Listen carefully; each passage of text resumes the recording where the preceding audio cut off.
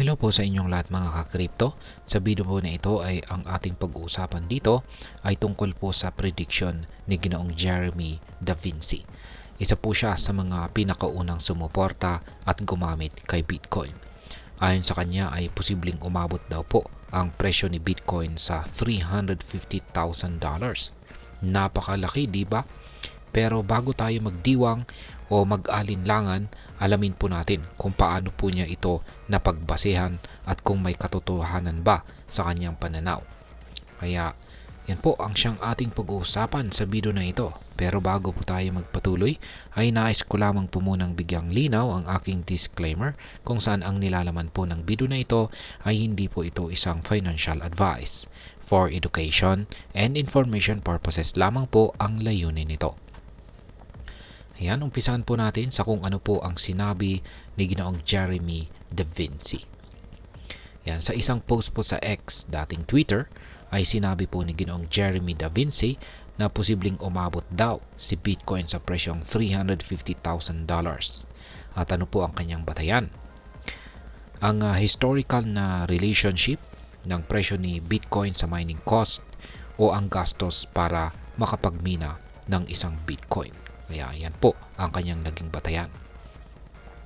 Ayon po kay Ginoong Da Vinci, sa kasaysayan, ang presyo po ni Bitcoin ay naging higit 5 beses or 5 times na mas mataas sa mining cost nito sa panahon ng bull markets o pagtaas ng market. Sa kasalukuyan, ang mining cost po ng isang Bitcoin ay nasa $70,000. Kung susundin po ang nakaraang trend na ito, posibleng umakyat ang presyo nito sa $350,000 sa hinaharap.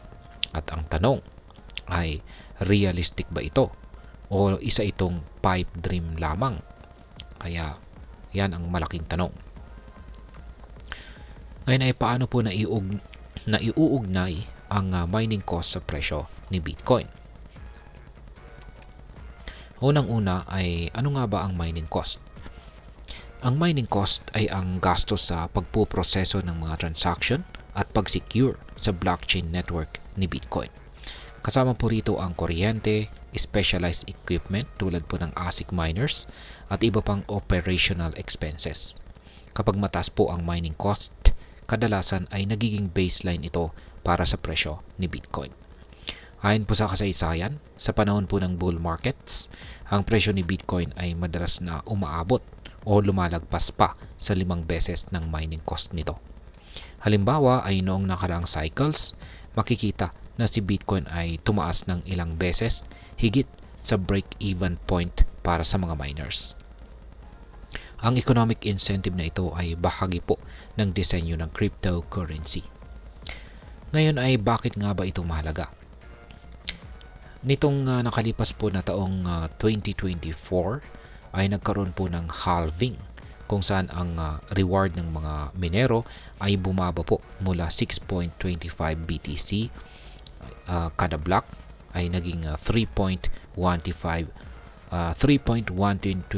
BTC na lamang.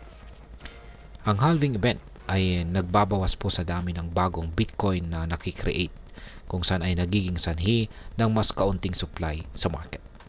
Sa kasaysayan, ang ganito pong pangyayari ay kadalasang nagiging trigger para tumaas po ang presyo ni Bitcoin dahil sa scarcity o kakulangan nito sa market. Ngayon ay ano po ang papel ng supply and demand sa presyo?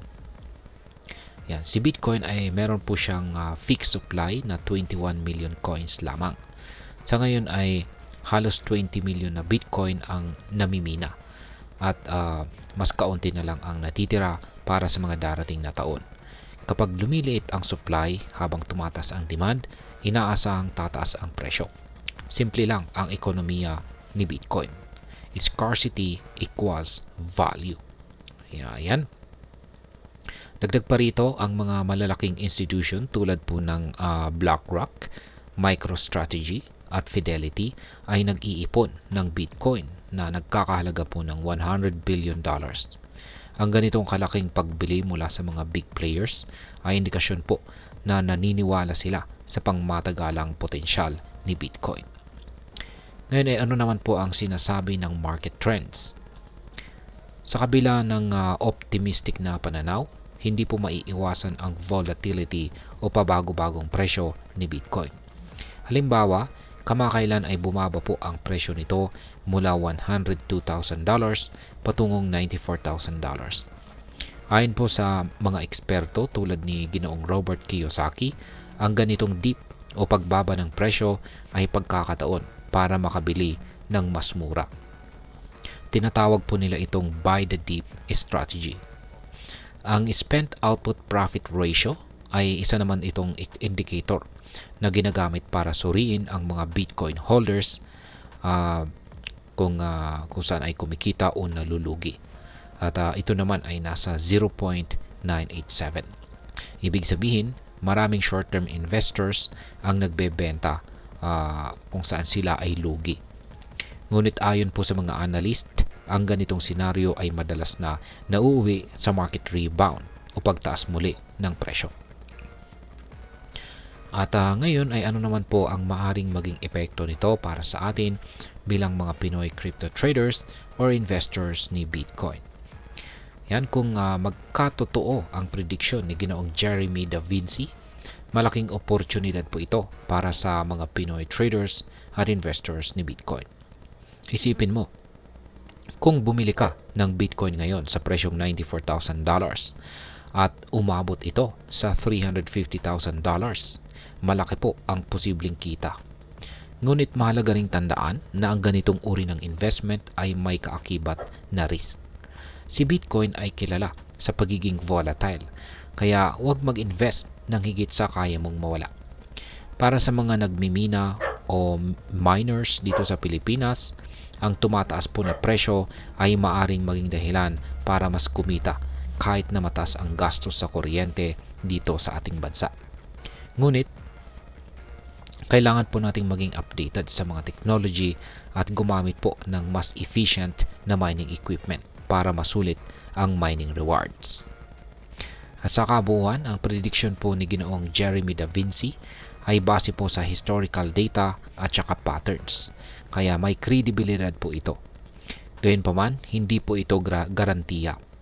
Mahalaga po ang tamang pagsusuri, pagsunod sa mga balita at pag-intindi sa mga risk bago po mag-invest kay Bitcoin. Si Bitcoin ay patuloy po na nagbabago at nagbibigay ng maraming oportunidad para sa mga investors. Kaya para sa ating mga Pinoy crypto enthusiast, ito po ang tamang panahon para mag-research, magplano at maghanda para sa mga posibleng oportunidad sa hinaharap. At ayan, hanggang dito na lamang po tayo sa video na ito mga ka-crypto. Sana po ay inyong nagustuhan ang aking paliwanag sa video na ito. Kung inyo po itong nagustuhan, pakiclick lamang po ang like button nito. Marami pong salamat sa panonood, ingat po tayo lagi at God bless po sa ating lahat.